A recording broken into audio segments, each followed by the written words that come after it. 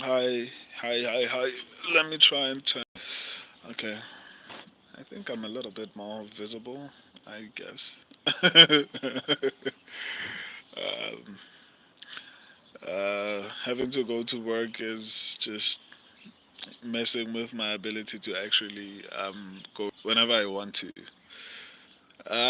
There's damn it. I wonder why my internet is doing this. Wait, because it. Um, but hopefully it won't affect a lot of things. So let me just start. I'm going to touch on a couple of topics. Um, I want to speak about the pound for pound rankings. Something is very confusing for me, but I'll get to that. I also want to react to Dana White's reaction. Basically, I want to speak a little bit about Colby Covington and him calling out the lightweights. Um, I actually planned on doing a UFC 304. Ne? Was it 304? Yeah, I think. Shama. How are you, Dizzy? I haven't seen you in a while in the comment section, or rather the live videos. So I want to speak about a couple of other things. John Jones number one right now is a joke, in my opinion. Is John Jones number one though? Like I don't think John Jones is ranked number one. That's why I made this live because good. How about you? I'm awesome, man. I'm awesome, but I don't think John Jones is number one currently because I think it's Islam Makhachev, it's Alex Pereira, and then it's John Jones. However, I'm a little bit confused because it's look at topology. So which one are we using? Because on the UFC website, Islam. I forgot. I actually should have written down the list. You just mean the Dana thinks Jones is number one. Oh yeah, yeah. That's basically what I'm referring to because Dana is adamant with the idea that John Jones is actually number one, which is crazy to me. I don't know how he gets to that conclusion. But yeah, that's one of the things that I actually wanted to speak about. But let me start with pound for pound rankings. But Topology has its own, like almost every single company, media company that covers MMA. Virtually, it seems like they all have their own coverage, or rather their own list of who the pound for pound number one is. Actually, um, Topology has, I don't know how far it goes, but I know it goes even to 100, right? So that's why I'm like, but it doesn't really make sense as far as what list is accurate because it's difficult to actually take the UFC's version of what the pound for pound rankings are because obviously Dana White has a bias. But at the same time, then should we take the Topology pound for pound rankings? But irrespective, I saw one. I think it was Topology. I'm not sure, but on Topology, on Topology, John Jones is number nine. on, on the rankings, which not to me, I actually think it makes sense. I mean, he hasn't fought in, even though he has been active, even if John Jones was active, being pound for pound number one is not necessarily about just activity because then every single undefeated fighter beat. I think I've covered this particular topic before when I made a stream about this. Makes sense. Even Ngannou exposed Gan on the ground. Yeah. So it doesn't really make sense to say that everyone who is undefeated or if everyone who's active is pound for pound number one. It doesn't really make sense to me. So basically, my biggest issue is that it seems like there are a variety of lists of pound for pound. Maybe I should actually create one for my subscribers because it seems like every but the UFC one I'm not gonna take it too seriously, but it makes a little bit more sense when not the UFC one but the Topology one makes a little bit more sense because it says Islam Makhachev is number one, of which I wholeheartedly agree. And then it also says number two is Alex Pereira.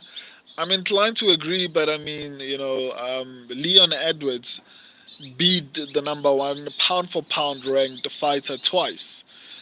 So how is Alex Pereira above him? Is it because like he's and the worst thing is Leon Edwards has not lost a fight. Like I think to Islam Makhachev streak. So I don't understand. Leon Edwards is on and I think an 11 fight win streak or something like that. But I'm not too mad at Alex Pereira being ranked above Leon Edwards because of what he has achieved. But it doesn't really make a lot of sense for me to actually have him so high up on the list. Um, when there are people who are on longer streaks than him. I saw also on the topology one, Ilya Tuporia is above. Uh, Ilya Tuporia is above. What do you call him? John Jones as well. I think the top three. I mean the top four on Tapola Makhachev. It's Alex Pereira. It's Leon Edwards, and then it's Ilya Tuporia. For me, it makes O'Malley. But Sean O'Malley is on like I think a 3 fight win streak or 4 fight. Even though Aljamain Sterling won a 9 fight or 10 fight win streak, that's why that I feel like it's problematic for anyone to add you into that particular list. But anyway, I'm not too mad at it. It is what it is. I think I think I think Leon over Makachev actually he barely scrapped by Oliveira coming off being very active and year old dusted 35-year-old Volk on short notice. About that man. Ultimately we can say 35 year old. I mean how old was Kamaru Usman when Leon Edwards beat him? I mean he was pretty old as well. So if we're going to start mentioning the ages, it becomes a little bit tricky for me because for me, even if someone is that age, like it's for example, if someone beats Alex Pereira right now, we can't then say that well he beat like a washed up Alex Pereira because or not even a washed up Alex Pereira, an old Alex Pereira. Because Alex Pereira is beating people now. But because he's 37 or something like that, Olberg, for example, beats Alex Pereira, are we then going to say that, well, it's not a good win because Alex Pereira was 37? What about the people that he was beating up when he was 37, while he was 37? I mean, he just knocked out Jiri Prohaska. He just knocked out Jamal Hill. So I understand the argument, but for me personally, I feel like as long as that person has been active, which Volkanovski was in the same year that Islam Makhachev beat him twice, Alex Volkanovski dominated Yair Rodriguez. So it's kind of tricky for me to actually be inclined to say, okay, that makes sense because in that within that year, if maybe Islam Makhachev, maybe Volkanovski, if Volkanovski had lost a fight or went to a close decision, then maybe I'd say that. But he went on to dominate Yair Rodriguez. So we're not talking about like a washed up version of Volkanovski, irrespective of his age. Let me try and respond to your. Um, Let me see. Many of Islam's fights have been a bit of asterisks. That's why I'm sad Arman got suspended. We need to see him face a lightweight in his prime for once. But at a higher weight class, and Usman almost bounced back against the Chimaev on short notice. None of Islam's wins have aged greatly. Maybe Bobby Green. He was starching Bilal. True, but Yair has always had fraud takedown defense. Is this John Jones? Uh, I am, I am John Jones. I charge $1,000 for autographs. Um, if you want me to be John Jones, I'll be John Jones. I mean, like, if you can't differentiate between me and John Jones, I mean, I might as well be John Jones. Anyway, um, but That's what I mean. This John Jones comment. But that's basically my. I honestly hear what you're saying, but for me personally, I mean, Islam went from, as far as aging well. I think that was the best version of Dustin Poirier in my personal opinion. I think Dustin Poirier did very well defensively. It's like people who fight Hamza Chimaev. I always say this. A lot of people who fight Hamza Chimaev train a little bit harder, so you see a better version because of that. And I feel like that's what happened with Dustin Poirier. He knew he was up against a very dangerous fighter, and he was well prepared. And Islam Makhachev was actually winning that fight on the feet. That's one of my things. I mean, Dustin Poirier has been beating almost everyone that he's faced except three people: Habib, um, what do you call him? Justin. Actually, not three people, four people. It's Justin Gaethje. In recent years, it was Habib, then Oliveira, then Justin Gaethje, and then Islam Makhachev. So for Dustin has lost to. I mean, its previous champions. I mean, Paul, what do you call him? Gaethje was not necessarily technically a proper champion because it was an interim championship, and on top of that, um, what do you call it? He was the BMF champion. I mean, it's not like a real championship, but I mean, he was. No, for me, I don't know, but ultimately Volkanovski was ranked number one when Islam Makhachev beat him. That's number one. Um, Oliveira was ranked number three when Islam beat him. Volkanovski was ranked number. So for me, those are better wins. I mean, the only ranked fighter that Leon Edwards has basically beaten was Kamaru Usman. In the pound for pound rankings. Um, Kobe Covington is not in the pound for pound rankings, so he doesn't really count. Who else has he beat? Bilal. I will admit to that. But outside of that, who has he beaten? I mean, Nate Diaz. Like, why are you saying Leon Edwards should be above Islam Makhachev?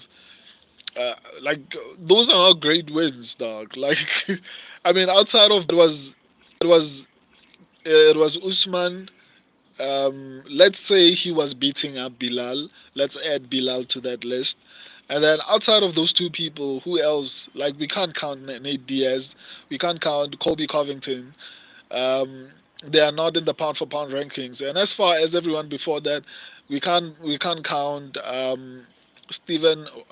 Did they fight? No, I don't think he fought Wonderboy Thompson. Who else did he fight? Vicente Luque. But I honestly cannot compare the win over Kamaru Usman because that's the only quality win that he has. Colby Covington doesn't count. That guy like has no win over any currently ranked welterweight, so we can't say that's a quality win. The biggest achievement of Colby Covington's career is losing to Usman. That's what everyone talks about every time they try to build up Colby Covington. Oh, he went incredible, like he was very close with the pound for pound number one. That means what? Like, that's when both of them couldn't strike. Like, I mean, now, what do you call him? Kamaru Usman can strike, but back then he couldn't even strike. Right. So for me, it's a little bit tricky. Islam has the most in the past 5 years. Let's look at the past 5 years. Islam has the highest quality of Alex Pereira because he's been beating champions. I was I think wait the same I can make the same example with Ilya Tuporia beating Alexander Volkanovski and then saying that because of that he deserves to be over Islam Makhachev. For me, it doesn't. I don't agree with that. Let me reply before the comments get too much. BSD seemed to get DP to the ground even easier than Islam, which is wild. That's why I said. That's why I mentioned the fact that. when people fight specific fighters, they prepare. When we saw Gilbert Burns fighting Hamza Chimaev, we saw a different version than any other Gilbert Burns we've ever seen before and after that. Um, so I feel like he understood that and he knew that it was his last shot and he prepared very well. In the Bargain Benoit and Dennis fight, but in the fight with Islam Makhachev, it shows. And if you look at what do you call him, Gilbert Burns' preparation for Hamza Chimaev, it was extremely intense, and you can see that he doesn't normally do that for his camps. And obviously, every camp is different. They prepare for the style of fight they are going to fight. So, because they know how intense a specific fighter is, they prepare a little bit more. So, if every training camp was like that, I think a lot of fighters would do a little bit better. But obviously, that kind of training camp, maybe it's not very good for the body. That's why they don't do it all the time. But I feel like Dustin Poirier performing how he was performing says more about Islam Makhachev than it says more about how much he respected Islam Makhachev than it says about him not being as good, So I feel like Dustin Poirier actually leveled up when he fought Islam Makhachev. So that's how I look at it. What's up, Kamaru Usman? Uh, I went from being John Jones to Kamaru Usman. Okay, I'm Kamaru Usman. How are you, man? Do you want an autograph? Natural King Kong versus rated up Jesus in MMA. Who wins? On the top pound for pound seem to have asterisks to them. Pretty weak wins beside Volk. Uh, well, the Dan Hooker win aged well, I think, because Dan Hooker is now looking really good.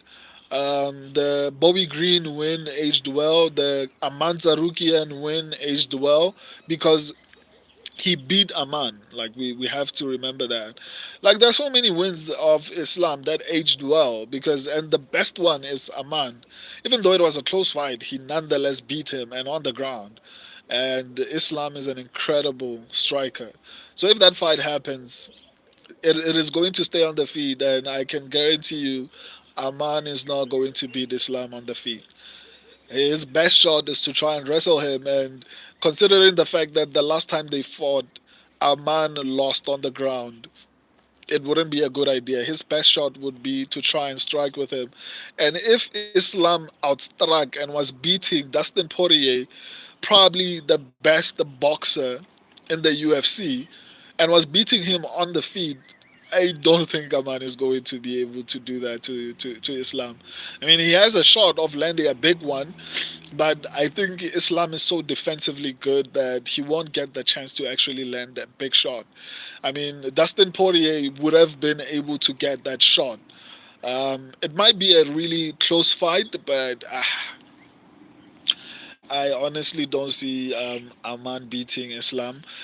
But we forget that he actually beat Aman. People will say on short notice and all these type of things. The fact remains that Aman lost to Islam and Gamrot.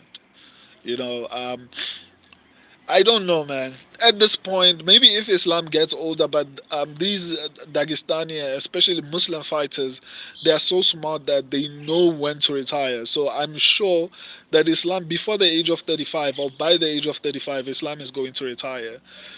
So I honestly see him retiring with that belt. The only two people, actually three people that I feel like might come close to actually beating Islam, um, Mateus Gamrod, Ahmad Zarukian, and Charles Oliveira. Outside of these three people, I don't see anyone beating him. And even these three people, I don't think they are going to win. However, Mateus Gamrod looked incredible against this fight against Rafael Fiziev. He looked really good in that fight, even though it didn't last that long. But he looked really good in that fight. So maybe he might have a shot because the key to beating Islam is to be good defensively and offensively on the ground and to actually be good on the feet, because that's what Islam is. So if he can't beat you on the ground, then he knows he can stand and beat you up on the feet. And he did that against one of the best strikers, in the UFC, in Volkanovski. He did that against Dustin Poirier. So he can definitely do it against Aman. So my prediction for this fight when it happens is Islam is most probably going to keep the fight standing and will probably knock him out in the later rounds. Aman is young and strong and very durable, so maybe he might not get a knockout, but Islam is very aggressive when he wants to finish. So I could see like a fourth round finish, a fourth round TKO of Aman Sarukian. I don't honestly think this fight is going to stay on the or is going to go on the ground, because Islam knows how good Sarukian is. Let me reply because everyone. Okay. He made DP that's been finished early by both Habib and Oliveira with way better hips look decent. I think I answered that.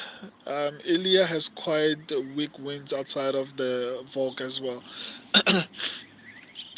Yeah, but my question is who has beaten the most amount of pound for pound ranked fighters in the top five? I'm talking about top five, not even below that. So that if we start with that, the first name that's going to come up is Islam Makhachev. Um, I don't know. I simply feel that PFP ranked guys right now have weak wins to be ranked so highly at the moment. For me, I don't have a problem with it as long as those particular fighters are on long streaks, right? So I would have a problem with it if we were talking about people who are not champions, like people like Hamza, people like Umar, people like Bo Nickel. These people are not defeated. To some extent, that qualifies for pound for pound. However, they are not champions. They're not fighting the elite of the elite. So for me, a streak becomes legitimized by becoming a champion.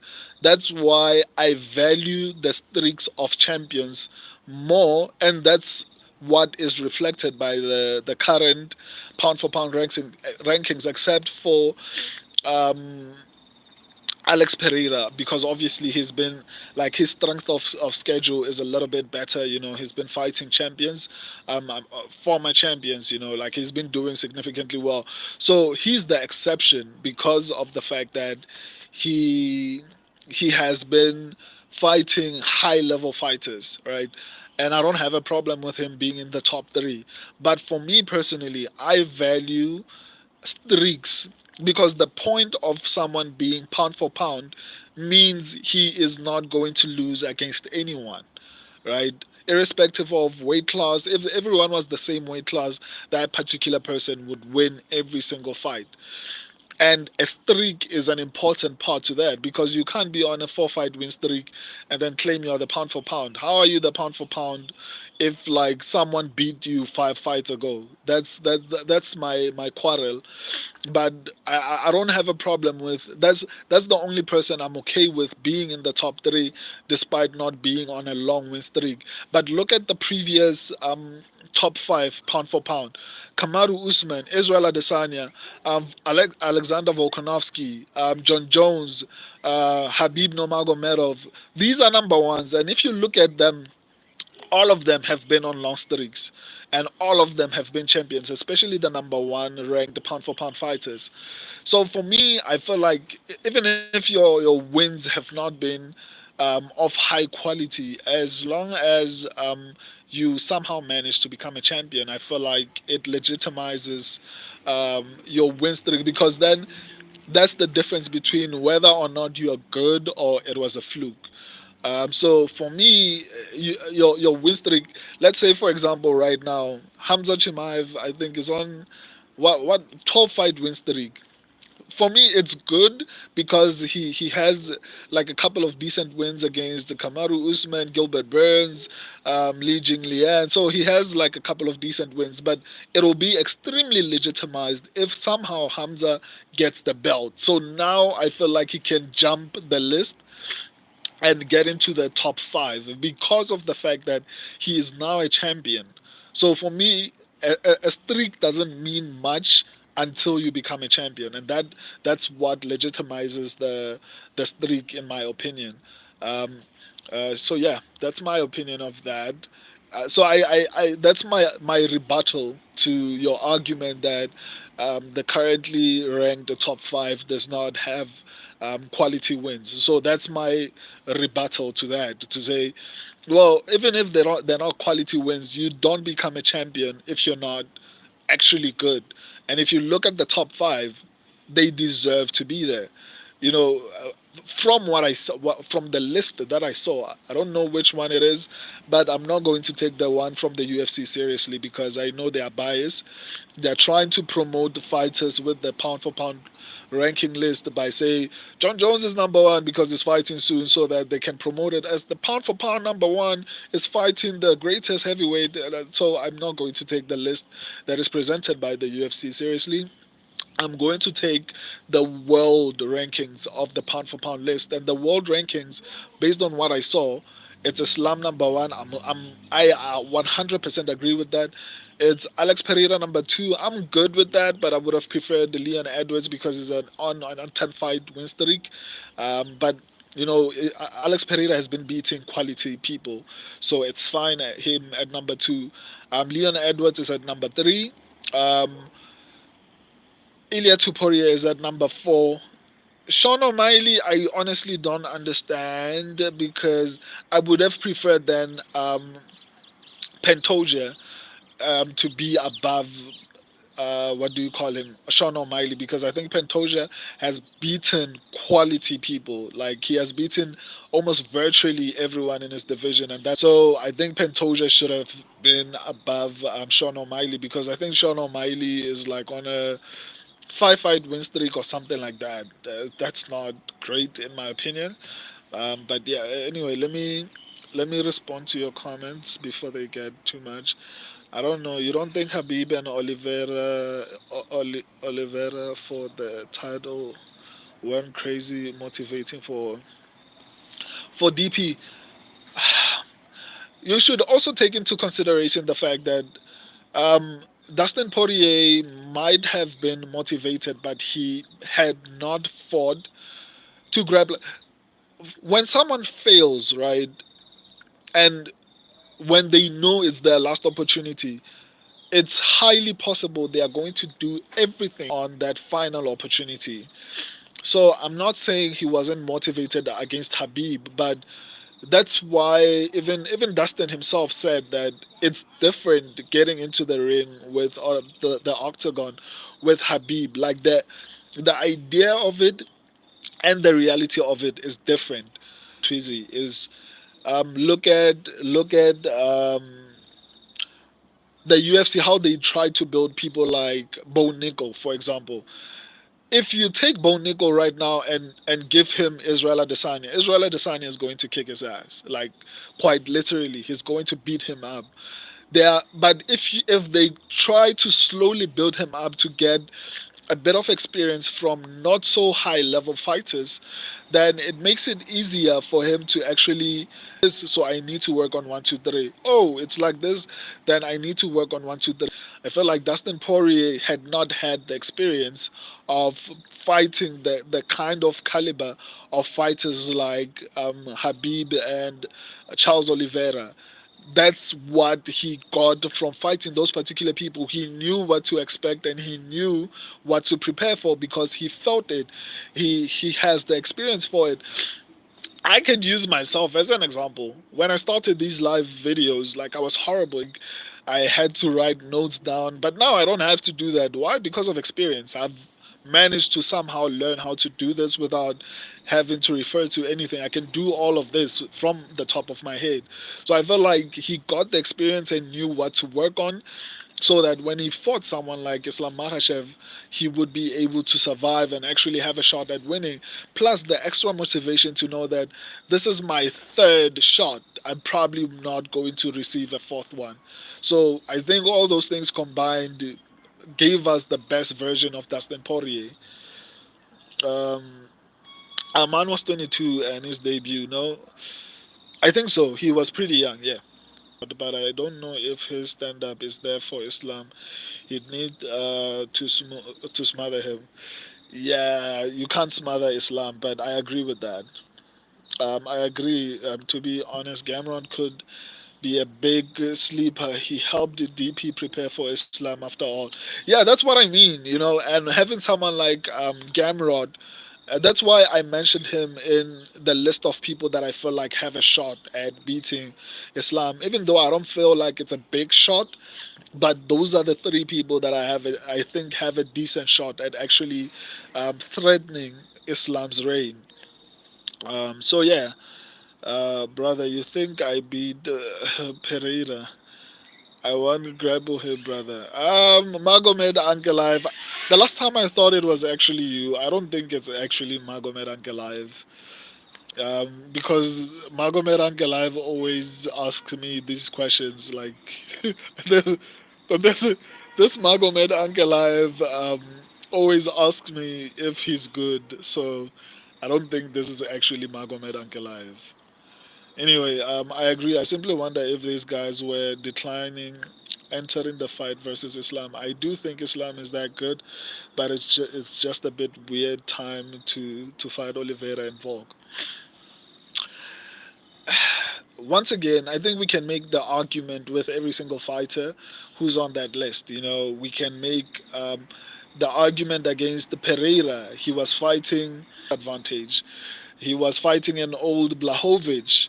He was fighting an injured Jamal Hill. He fought Jiri on both times on short notice. So if we start discrediting, if we start criticizing the fights of or the opponents the people these particular people had, then it's going to all fall apart. We can criticize Ilya Tiporia for beating a Volkanovski that just got knocked out by Islam Makhachev. We can criticize Maru Usman that has been extremely active with injuries, with age, like he's getting older. Like we can criticize every single person who's there. The question is, what was that person doing in their last fight, and how long ago was it?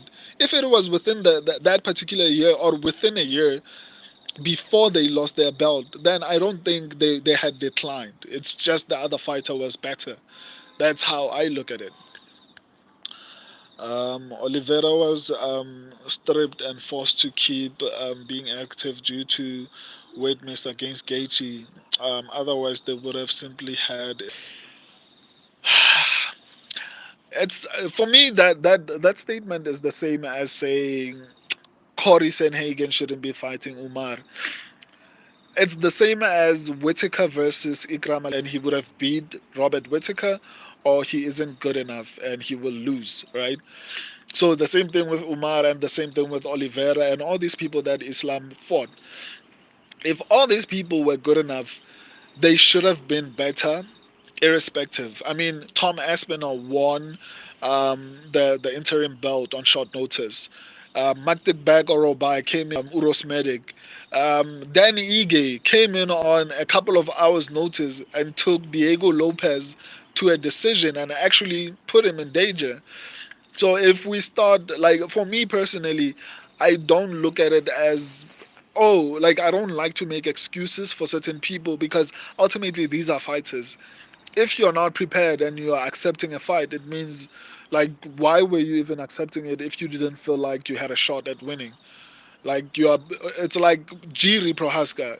If you don't win that one, then you lost your opportunity completely. Now he has two losses over the same champion, so he probably won't get any title shot anytime soon. So, for me, if you're coming in on short notice, just don't make any excuses for it, because there are other people who've succeeded against more dangerous fighters. A simple example, Tom Aspinall. So, For me, that's a little bit tricky because then you can bring in a couple of other arguments. Um, Otherwise, the first Volk win was definitely great, even though he was entering the decline age on paper. I guess. Hello, brother. What do you think about Pimblet versus is Bobby Green is getting older, but man, he looks like he's entering his prime, despite the fact that he's getting older. So it's a little bit weird. It's hard to actually say how that fight is going to play out, but um, after how Pimblet looked against what do you call him, Tony Ferguson, man, it's hard. Like the only way Petty to win is if he dives for the feet and down. Pimblet was struggling against Tony Ferguson. Like he was breathing heavy against Tony Ferguson. And obviously, that's probably largely because he gains so much weight off camp. So, without doing any research, I'm leaning more towards Bobby Green. But obviously, I have to do final predictions for that, which includes me doing actual research. That's why my breakdowns are so informative and so accurate, almost perfectly. It's like I'm watching the fights when I do my predictions. It's because I do my research. I'm leaning more towards Bobby Green. I didn't like how Petty Pimblett was looking against Tony Ferguson.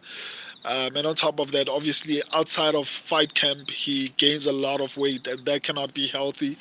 Gaining so much and losing so much so fast, over and over again, it's not going to work out for him in the long run. So I'm leaning more towards Bobby Green.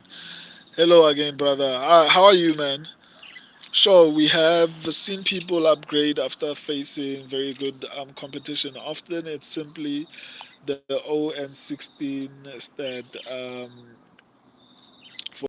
A bit puzzling for me. Makes me wonder if Dustin Poirier is simply an outlier. Uh, I mean, we have.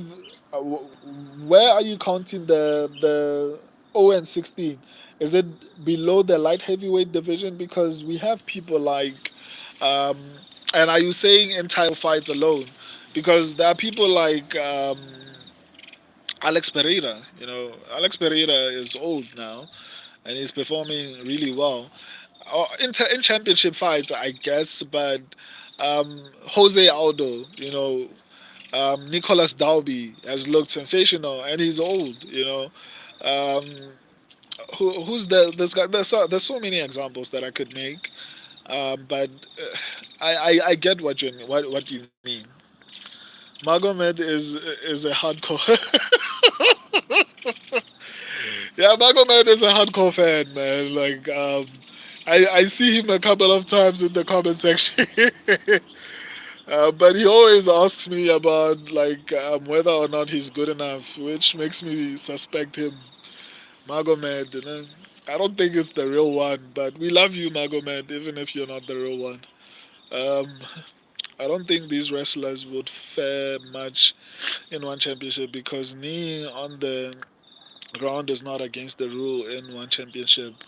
Simply UFC. This is why they are doing well. Yeah, that's possible. That's possible, man. Let me actually turn and be like a little bit lighter because the sun is setting.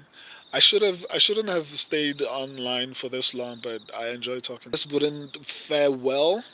Um, I'm inclined to agree with that. Maybe in one championship they wouldn't do so well, but uh, it's buts and ifs. I mean, who's the guy? The guy is it Umar, the Bellator lightweight champion? Is it like Umar Nomagomedov? I don't know. I forgot his name, but I mean, there are wrestlers who are doing significantly well in other organizations. So I don't know how on UFC because I'm doing so many things. So I can't really watch a variety of other organizations, but I'm going to expand to these organizations with time. I have incredible plans for this channel. So I will be including a lot of things, but for now I'm just focusing on the UFC. But I get what you're saying, and it's a fair argument. Green should be the minute winner. His chin is very suspect, though, in my opinion. Yeah, his chin is very suspect, but he's defensively good. The only way I see Paddy Pimblett winning is by taking the fight to the ground. Outside of that, I don't see him actually winning. Tweezy, welterweight Woodley was the only one to overcome that stat. Oh snap! Usman Nurmagomedov, I think. Yeah, so there are other champions who are wrestlers outside the UFC. So, but I get what you're saying and I get what you mean. But it is what it is. If that's the case, I don't know, man. It's kind of tricky to actually say is not an outlier, but I mean they are still dangerous. Like they are actually still dangerous. Can anyone say that Dustin Poirier didn't look his best? Like honestly, in my opinion, I saw a more complete version against Islam Makhachev than anyone else I've seen Dustin Poirier fight. I I don't know, man. I just feel like he looked better. Yes, I'm saying this because of Demetrius Johnson's performance in one championship. Oh yeah, I think he lost his first title fight, right? And then he won again. I mean, I think it's hard to say because you prepare for the rules that you are supposed to adhere to, right? If the organization different strategy than just being reckless and trying to dive for the feet. So I think it comes down to how will rules. It's hard to say because I'm sure that if they know that that is a possibility to get kneed on the ground, then they are going to be able to prepare a little bit differently for that. Because I feel like they ignore that because in UFC the rules are a little bit differently or are they a little bit different. So it's hard to say if that would have been the case. But I hear your argument and it's a solid one. Um, I honestly don't see Pimblet having much success on the ground either. I truly think Pimblet's only shot is a KO. I don't think he KOs. Oh, the sun is setting, guys. I don't like how I look. I'm about to disappear on camera. I'm about to disappear on camera, guys. I enjoy this. I need equipment so that I can talk to you even at night. I normally use natural light so that that's basically why I normally go live during the day and not at night. But YouTube is not paying me yet. So once they pay me, I want to create a super dope studio so that I can talk to you guys even for 3 hours if I want to. Anyway, let me start. Let me just reply to all of you before I disappear on screen. Then I can just end the live. I'm going to do the early predictions for UFC 304 probably tomorrow because I just wanted to react to the pound for pound rankings today. Plus, there's no event this week, so even if I do them Friday, it's fine. But I'm trying to just figure out a way to just talk to you guys. So that's why I didn't do them today. But I'll do the early predictions for 304 tomorrow. Yeah. Let me reply to you guys so that I can leave. I honestly okay. DJ lost by knee, then need him in the rematch. Yeah, yeah. Tizzy, why are you laughing? It's true. I'm about to disappear off screen. Like you can see it. Like during when I started this live, you could see me clearly. Now I'm disappearing. Now I'm disappearing, guys. Being black it requires a lot of light, guys. You can't do this being black and not have a lot of light.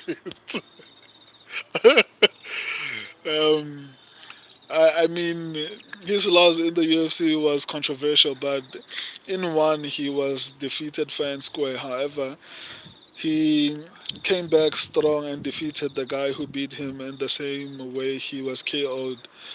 Truly one of the GOAT DJ. Yeah, I agree. I agree. Like Demetrius Johnson is one of the greatest fighters in history, and it's sad how the UFC has treated him in the past. But I feel like they are or rather working on their relationship because I heard Demetrius Johnson is getting like checks for being in the UFC game.